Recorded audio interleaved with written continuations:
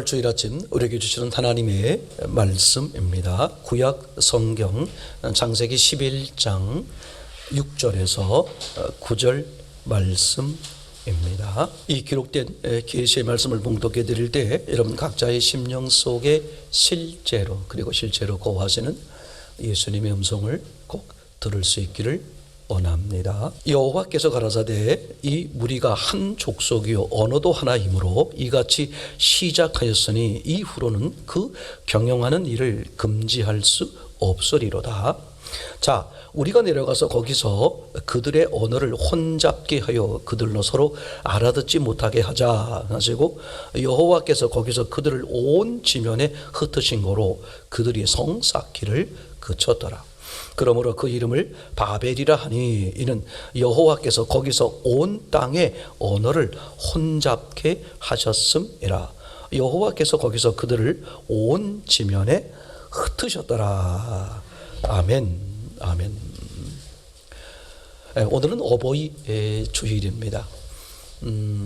옛날에 어버이날 그게 아니라 옛날에 무슨 날이었죠? 어머니 날, 그죠?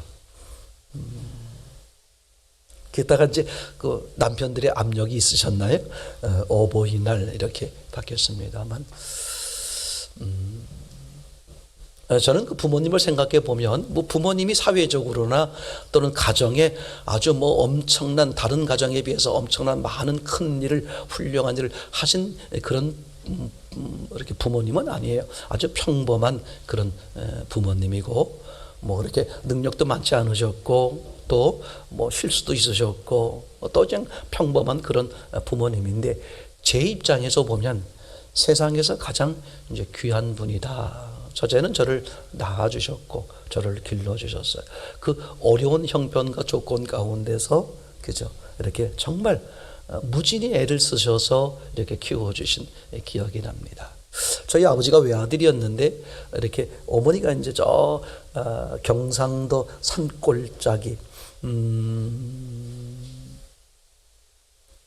지금은 그 어머니 고향도 기억이 잘 안 나네. 저 봉화 저 산골짜기에서 사시다가 서울 사람한테 이제 시집을 오게 된 거예요. 뚝섬인데 이 서울 사람 그러면 그 당시엔 뭐 어마어마했지 않습니까? 그래서 물론 문 안 사람은 아니죠. 4대 문 안에 사시는 분은 아니고 문 밖에 있었으니까 이제 그래도 서울 사람인데 이렇게 해서 이제 시집을 오셔서 어떤 마음으로 오셨는지 모르지만 새색시로 오셔가지고 오신 지 3일 만에 때거리가 떨어졌어요. 그래서 3일째 되는 그렇게 새색시 옷을 입고 3일째 되는 날부터 밖에 시장에 나가서 난전해서 장사를 하셨다 하는 얘기를 들었습니다. 우스갯소리로 아버지는 이렇게 법이 없이 사시는 분 이런 옛날에 그런 얘기를 많이 들었어요. 대개 그런 분들의 공통점이 가정적으로 무능하다 이런 거잖아요. 다른 사람한테는 잘하는데 집안 식구들을 잘 이렇게 챙기지 못한 이제 그런 분인데 제가 아버지에게 기억에 남는 것 중에 하나가 참 제일 많이 기억에 남는 것 중에 하나가 뭐냐 하면 그날 이제 겨울에 이렇게 저와 제 밑에 이렇게 셋이죠. 저 운섭이, 현섭이, 영섭이 이렇게 셋을 데리고 한 30분쯤 걸어가면 있는 목욕탕에 가게 됐어요. 왜냐하면 내일 모레가 이제 설날이라서 1년에 2번 가잖아요. 추석 전 그리고 이제 설날 전 이렇게 가게 되는데 그날 갔는데 어머나 그걸 미처 아버지가 생각을 못 하셔서 수요일이야. 그래가지고 문을 안 열었어요. 새벽 5시에 나왔는데 그래가지고 돌아오는 길에 거기 뚝섬 시장이 있어요. 아버지가 우리를 시장에 데려가서 그 국밥집에 데려갔습니다. 그래서 지금도 그 우리나라의 명물 중에 하나인 그 국마리 떡이라는 게 그 뚝섬 시장에 있는 걸로 알고 있어요. 거기서 국마리 떡집에 들어가서 국마리 떡 한 그릇 우거지국인데 거기다가 이렇게 인절미 같은 큰 팥고물을 크게 묻힌 떡을 누워서 이렇게 건져 먹는 건데 기가 막혀요. 예전에 먹어본 것에 의하면 세상에 아버지가 이렇게 사줘본 적이 없어. 주로 다 이제 아버지는 밖에 나가 일하시고 엄마가 주로 뭐 다 이렇게 하지 않습니까? 근데 그때 그날따라 목욕탕의 문을 닫아서 새벽에 우리 그냥 데려오기가 안쓰러웠는지 이제 이렇게 너무 맛있게, 세상에 그렇게 맛있을 수가 없을 정도로 국마리떡을 맛있게 먹고 30분 동안 집에 왔어요. 집에 들어온 순간부터 하루 종일 아주 견딜 수 없는 어려움을 당했습니다. 어머니가 아버지를 몰아세우는데 그 목욕비로 그걸 먹고 뭐 어떡하느냐. 아버지를 잡아쟁키는데 야, 하루 종일 하여튼 어머니는 그 어려운 중에 살려고 하니까 그랬던 기억이 납니다. 근데 제가 가장 많이 남는 추억 중에 하나가 그거야. 아버지가 우리를 목욕탕에 데려갔다가 문을 닫아서 국마리떡을 사준 참 아버지의 나름대로의 그 애틋함을 이렇게 볼 수 있는 기회가 되었고, 어머니는 늘 저에게 그렇게 말씀하셨어요. 6남매인데 저에게 늘 나는 이 다음에 운섭이 오고 살 거다 그렇게 얘기했고, 저는 뭐 이제 저한테 그렇게 말할 때 저뿐만 아니라 우리 형제들 모두에게 그렇게 말하는 거구나 그렇게 생각을 했는데, 그날 명절 때 이렇게 흩어졌던 가족이 함께 모였는데 명절 식사를 하면서 우리 어머니가 또 말씀하셨어요. 나는 제 운섭이 오고 살 거다. 그래서 저는 굉장히 이제 기분이 좋았어요. 그 후부터도 우리 어머니의 마음은 변하지 않았어요. 운섭이 오고 살 거다. 그러다가 제가 이제 결혼을 했습니다. 결혼을 했는데도 여전히 나는 운섭이 오고 살 거다 그래요. 그러다가 제가 아이를 낳습니다.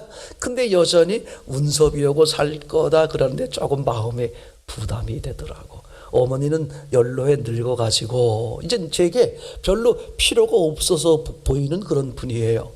저는 이제 가정을 이루었고 아이도 있고, 근데 왜 나하고 살려고 할까? 이런 부담감이 조금씩 생기기 시작했어요. 그러면서 시간이 흘렀는데 결국은 아버지와 어머니는 저희와 함께 계시다가 이제 소천을 하게 됐는데, 그때 아버지가 병원에서 아주 오랫동안 가르쳤어요. 그러니까 아버지 그러면 경희대학교가 생각이 납니다. 아주 오랜 동안.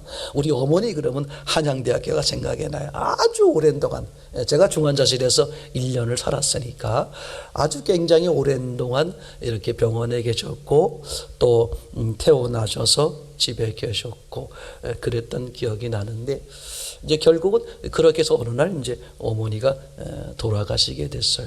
근데 그 중환자실에 계시던 한 50여 명의 환자들이 있었는데, 그 50여 명의 환자들을 이렇게 이제 보호하는 그 보호자들이 그 한양대학교 뒷마당 마당에 마치 군대 막사처럼 큰 막사를 하나 지어놓고 거기서 이렇게 기숙을 하도록, 왜냐하면 이제 불시에 이렇게 불러서 뭐 갖다 달라 그러기도 하고 또 죽었다 그러기도 하고 이런 것 때문에 멀리 있으면 안 되니까 거기에 꼭 보호자가 있도록 그렇게 돼 있었는데, 저도 그 보호자 대기실에서 뭐 한 1년 정도를 이렇게 먹고 자고 거기서 밥을 해 먹고 그러고 살았으니, 근데 많은 분들이 함께 이제 계셨어요. 그분들하고 함께 우리가 바라볼 게 뭐가 있느냐. 당신의 남편이든 당신의 아내든 당신의 자녀든 당신의 부모든 당신의 형제든 다 가족이니 우리 예배 드리십시다. 그렇게 해서 모여가지고 같이 예배도 드리고, 그러다가 이제 이렇게 어머니가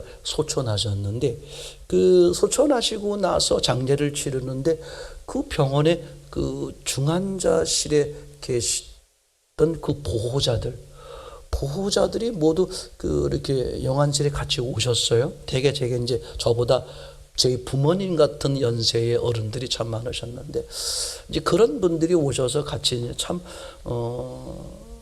저 집은 참 자식을 잘 뒀다. 어떻게 자식이 저렇게 그 부모를 저렇게 잘 섬길 수 있느냐. 그런 얘기들을 많이 하셨어요.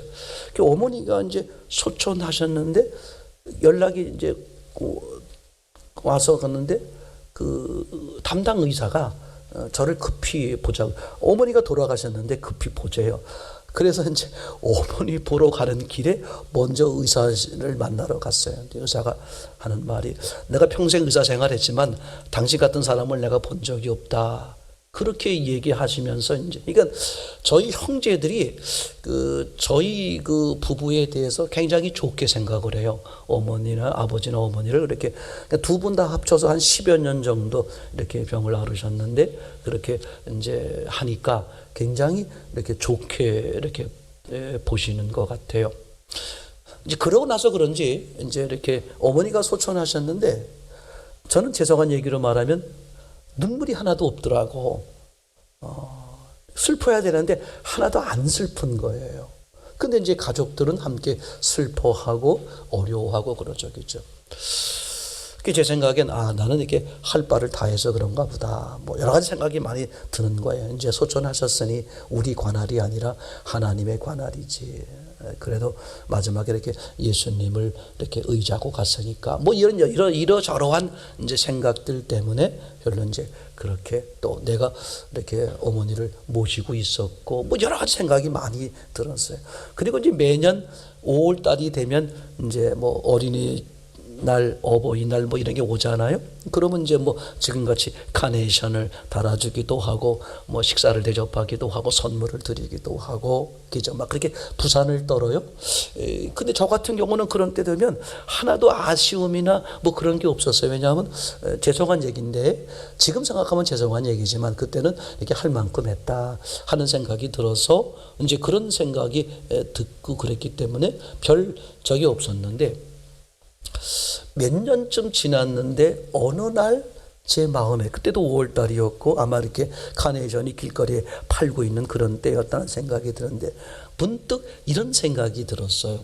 운서봐, 저한테 이제 제가 저한테 하는 말인지 제 마음에 들려. 운서봐, 지금 네가 이렇게 카네이션 보면서 어머니 날을 기억하면서 이렇게 엄마에 대한 이제 그런 다른 마음은 안 생기고 참 너는 이렇게 잘했다, 할 수 있는 만큼 했다, 그렇게 마음의 위안을 갖고 그러는 거지. 그렇지, 너 혼자 말하는 거야. 그렇죠, 나는 그래, 내가 뭐 크게 잘못한 건 없고 그냥 그렇게 내가 할 수 있는 만큼 뭐 잘한 건 아니겠지만 할 수 있는 만큼 이렇게 섬기다가 가셨으니까. 이제 그런데 문득 무슨 대답이 저한테 제 자신에게 저한테 왔냐 하면 네가 엄마를 모시고 있는 게 아니라 엄마가 너를 데리고 있었다는 생각은 안 해봤니? 그러더라고요. 제 마음에 그냥 그런 생각이. 그 순간 제가 확 무너졌어요.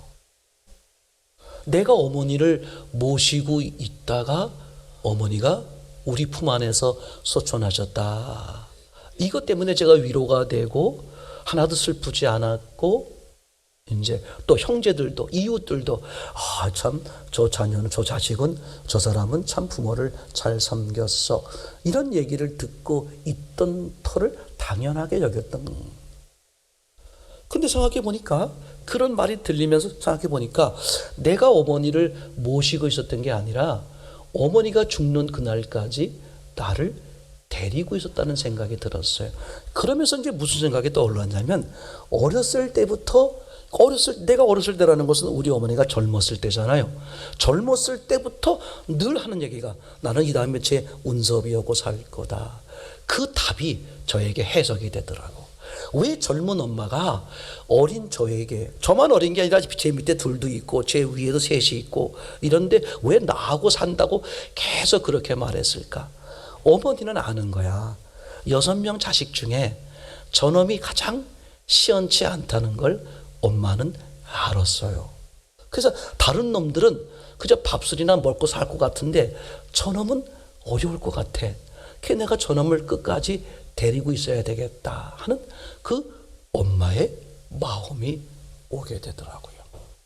저는 그러면서 하나님의 사랑이 이런 거다. 정말 진짜 여실히 깨닫는 그런 시간이 되었어요. 내가 뭘 잘해서, 내가 무슨 공로가 있어서, 내가 무슨 수고가 있어서, 네가 열심히 살았으니까 이런 걸 누리고 이런 걸 누리고, 그게 아니더라고.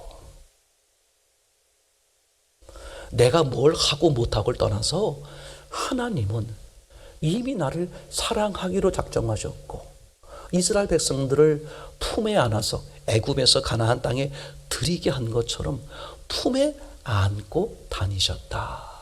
이건 하나님은 이미 처음부터 다 주신 거야. 그걸 내가 믿음으로 받아들인 만큼이 내가 누리게 되는 거고, 그죠?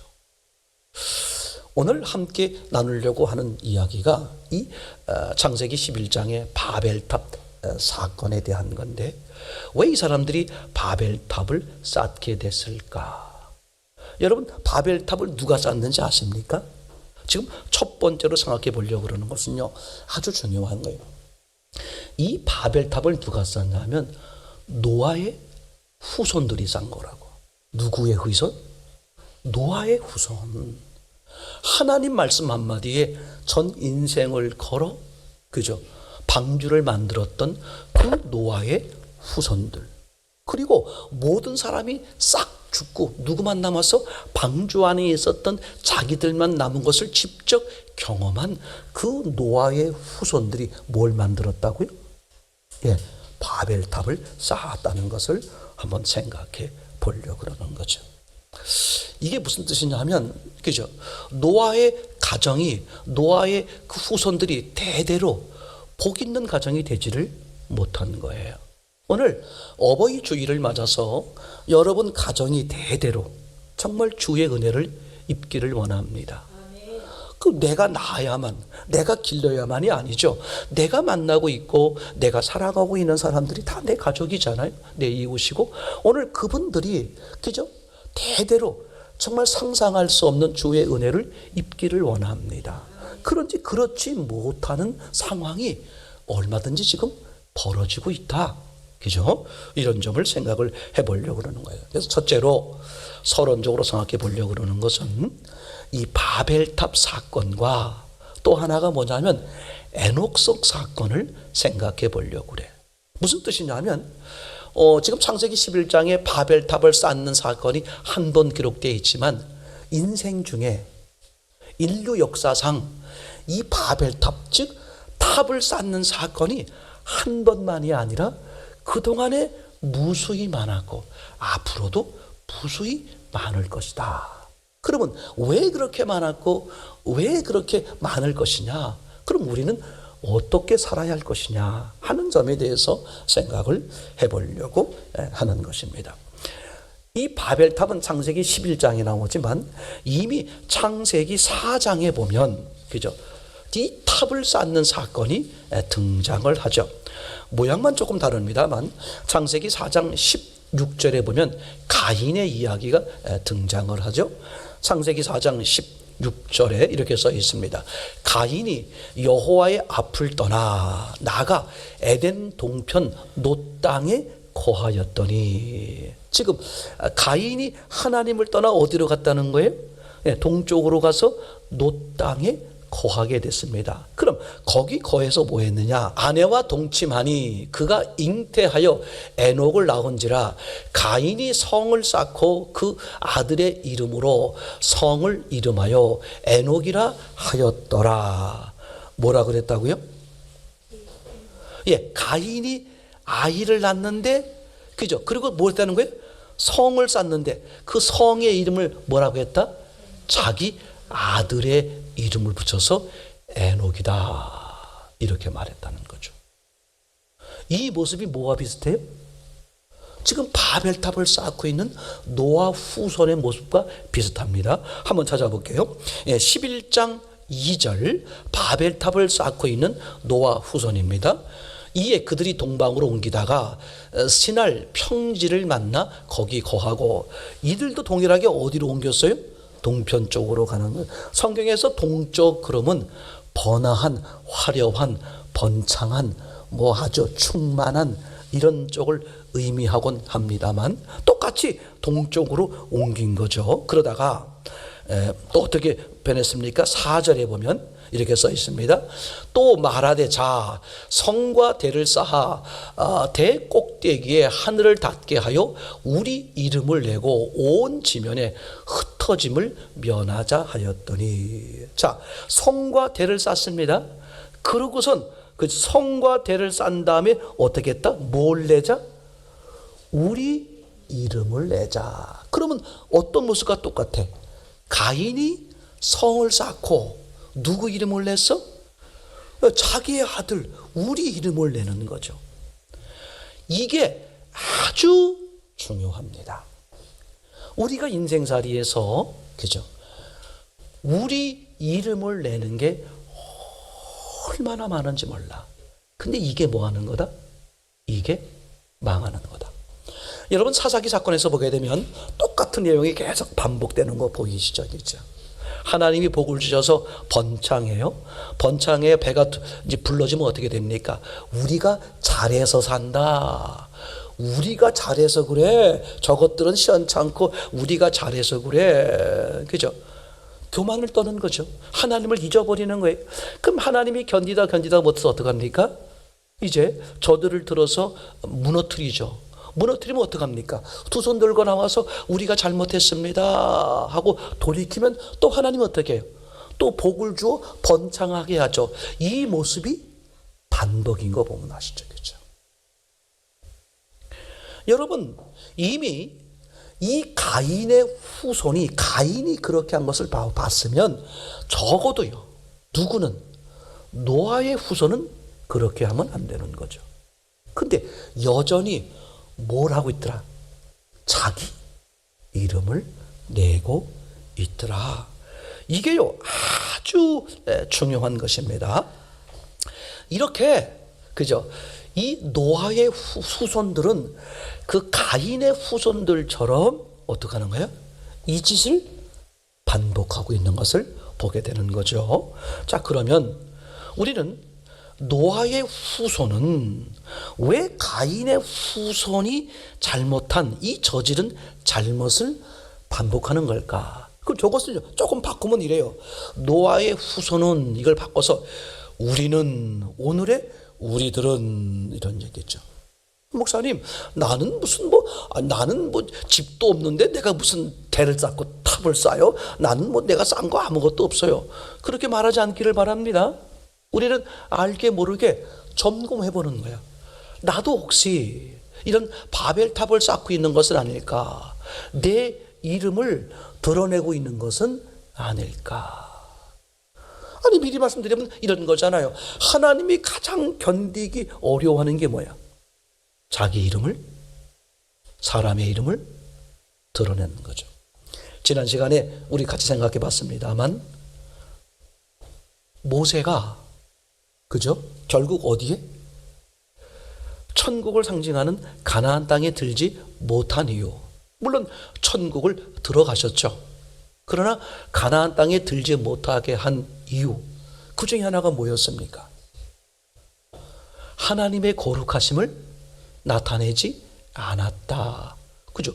구체적으로 말하면 이런 내용이었어요. 내가 너희들을 위해 물을 내랴.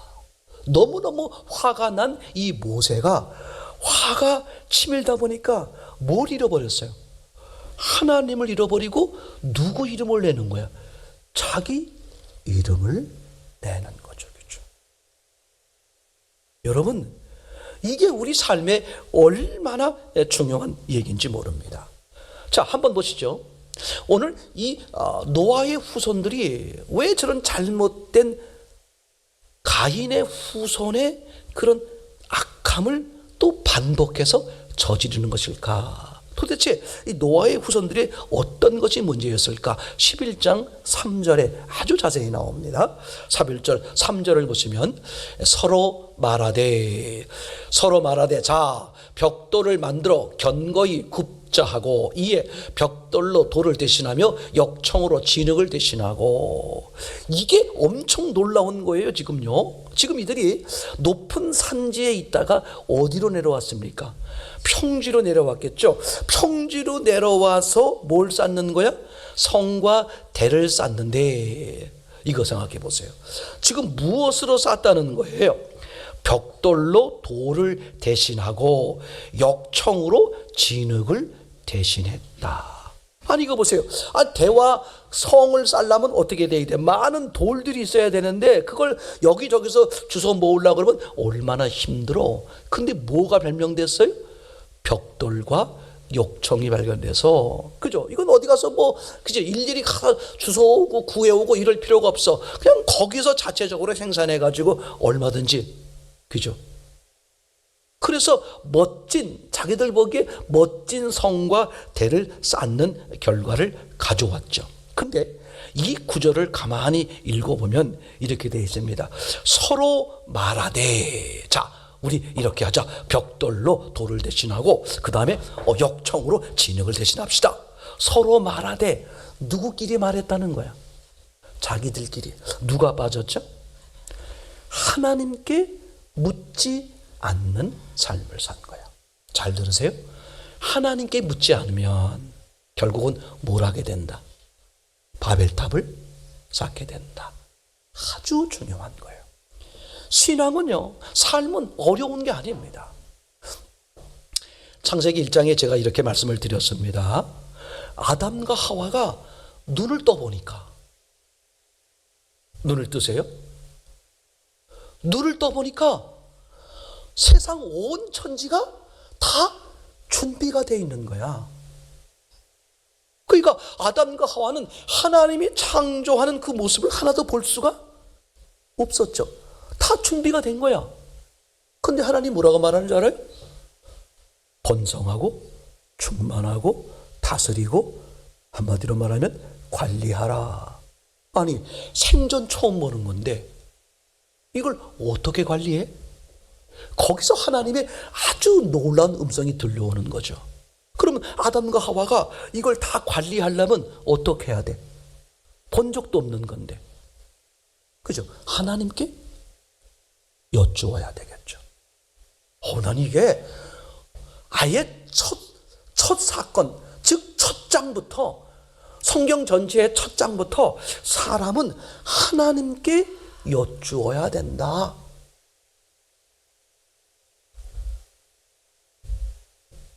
하나님이 창조하실 때 창세기 1장에 이제 말씀으로 창조하셨다 그러잖아요. 근데 말씀하셨다는 장면이 1장 3절에 나옵니다. 하나님이 가라사대 말씀하시기를. 근데 그 앞에 딱 하나가 있었는데 뭐가 있었다? 땅이 있었다. 사람을 상징하는 땅이 있었죠. 그죠? 그러니까 땅이 있은 다음부터 하나님이 말씀을 하시더라. 그러니까 땅으로 표현된 사람은 무엇을 듣고 살아야 된다? 하나님의 말씀을 듣고 살아야 된다. 이 대원칙, 기본 원칙을 누가? 노아까지는 그렇게 했단 말이에요. 하나님 말씀 한마디에 말이 안 돼. 아니, 비라는 자체를 몰라. 비라는 걸 알지도 못해. 홍수라는 개념 아예 몰라. 근데 하나님이 말씀하시니까 그 말씀 한마디에 시간이 얼마나 걸렸는지 모르지만 그 커다란 방주를 만든 거야. 내 생각과 내 느낌과 내 지식과 내 경험과 완전히 다를지라도 하나님의 말씀이라면 거기에 내 인생을 거는, 그죠? 그게 신앙이잖아. 그런데 그 후손들은 어떻게 했어요? 하나님께 여쭙는 삶을 살지 않은 것이죠. 3절에 보세요. 3절 그리고 4절을 보려고 하는데 3절에 보면 시작이 이렇게 됩니다. 서로 말하되, 또 4절을 보겠습니다. 또 말하되. 계속해서 어떻게 하는 거예요? 자기들끼리. 교회에서도요, 얼마든지 그런 위험이 있을 수 있는 거야. 자, 모여서 의논하자. 그럼 항상 전제가 뭐가 돼야 돼? 하나님께 여쭙는 거죠. 하나님이 어떻게 하길 원하시는지. 또 우리가 이렇게 의논하고 했다고 할지라도 우리가 하나님 앞에 여쭙시다. 하나님이 인도하시는 대로. 하나님이 노하면 우리가 계획한 것도 노하는 것이고, 하나님이 예스하면 우리가 원치 않는 것도 따라가는 것이고, 그렇죠? 이렇게 하나님께 여쭙는 삶을 살 때 어떻게 돼요? 바벨탑 이런 것들을 쌓지 않을 수 있게 되는데, 이들은 어떻게? 하나님께 여쭙는 삶을 살지 않았기 때문에 바벨탑을 쌓은 거죠. 그렇죠? 두 번째는 어떤 거냐? 그죠? 두 번째는 이들이 하나님을 똑같은 말이에요. 하나님께 여쭙지 않았다는 말은 하나님을 높이지 않았다 그런 말이죠. 그죠? 한번 성경을 보시겠어요? 4절입니다.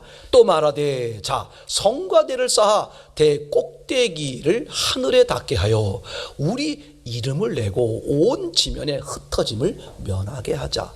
뭐를 내자? 우리의 이름.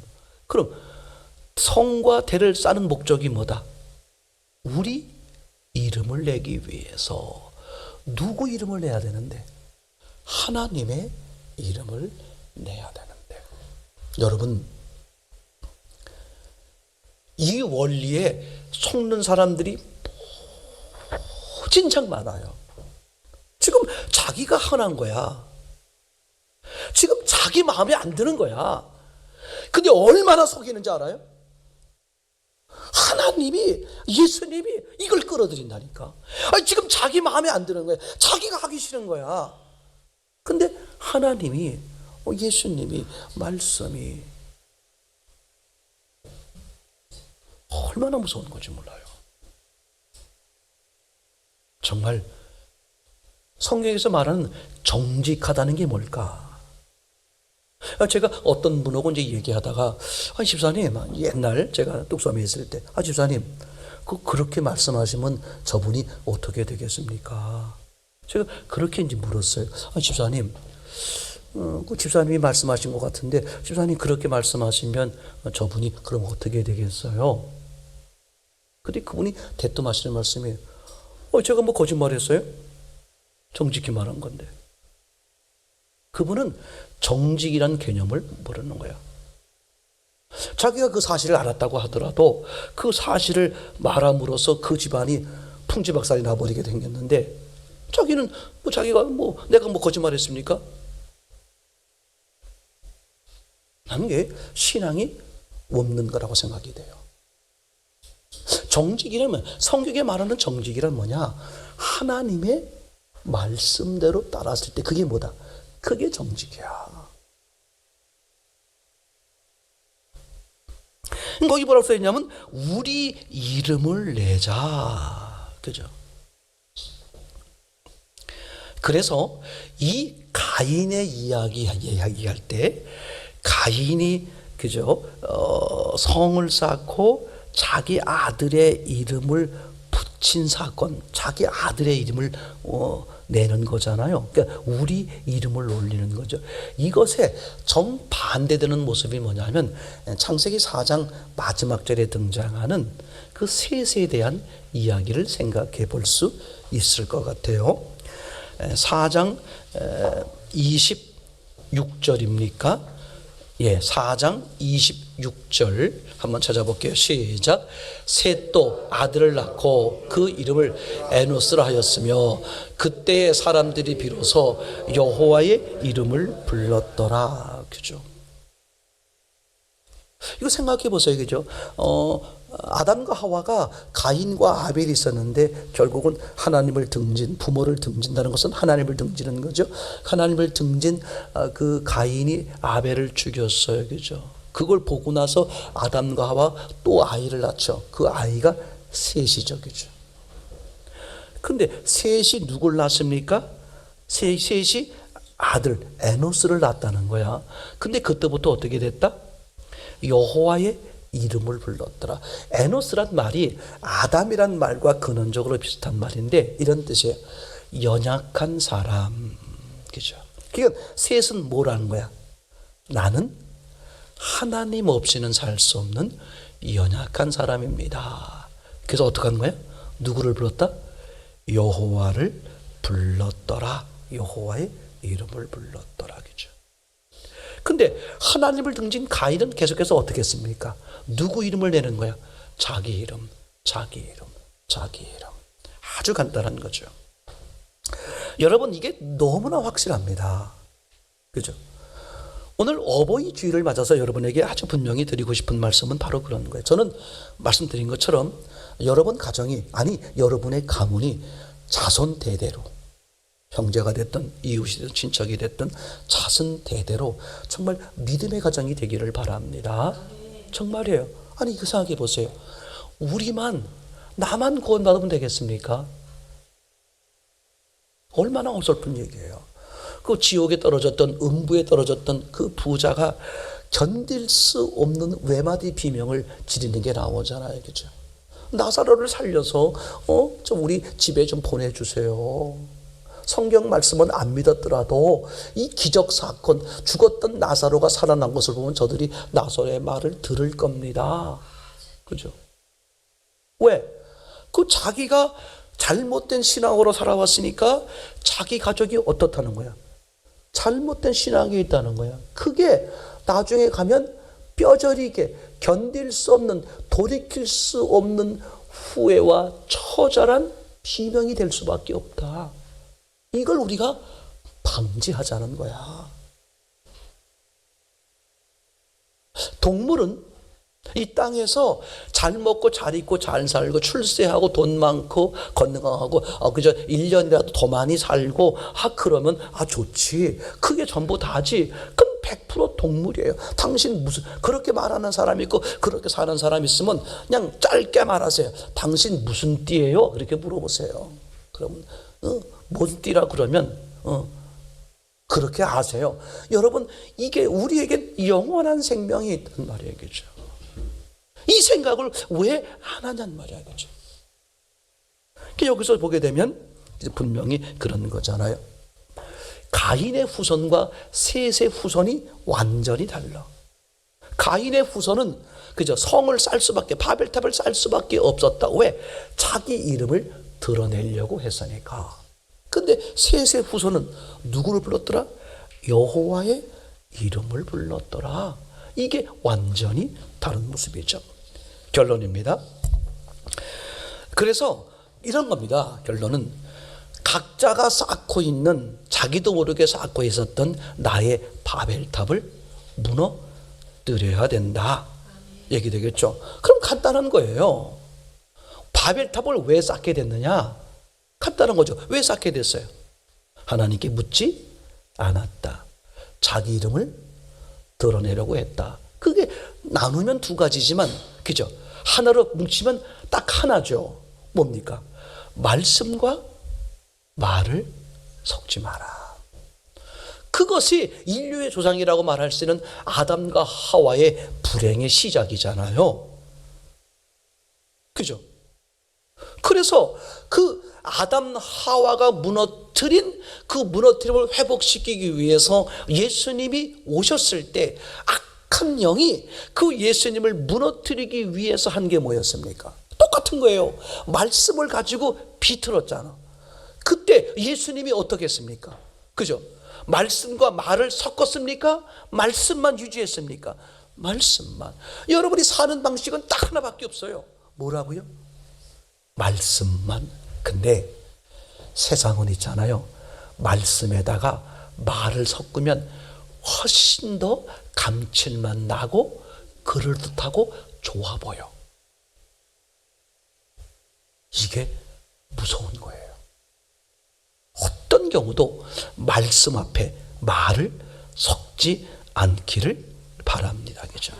그러니까 가정이 잘 되는 비결, 가정 대대로, 가문 대대로 복을 받는 비결이 뭐냐? 6절, 7절을 다시 보겠습니다.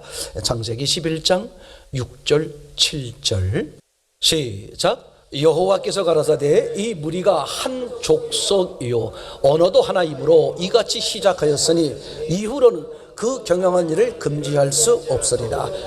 자, 우리가 내려가서 거기서 그들의 언어를 혼잡게 하여 그들로 서로 알아듣지 못하게 하자 하시고. 아멘. 그죠? 자, 우선 언어가 하나였어요. 그죠? 언어가 하나이다 보니까 한데 모여서 뭐 하는 거야? 지금 성과 대를 쌓는 거죠. 그래서 하나님이 뭐 하셨습니까? 언어를 흩어버렸어요. 언어가 다양해지니까 어떻게 돼요? 소통이 돼야 안 돼요? 안 되니까 흩어지게 됐죠. 여기 잠깐 잘 보세요. 아주 너무 놀랍습니다. 하나님은 언어가 하나가 되길 바랄까? 언어가 다양하길 바랄까? 하나가 되길 바라요. 목사님, 그럼 이분들도 언어가 하나였는데 하나님이 없는 언어가 하나였단 말이에요.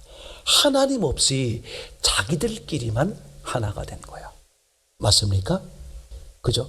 그럼 하나님은 견디지 못해. 어떻게 해요?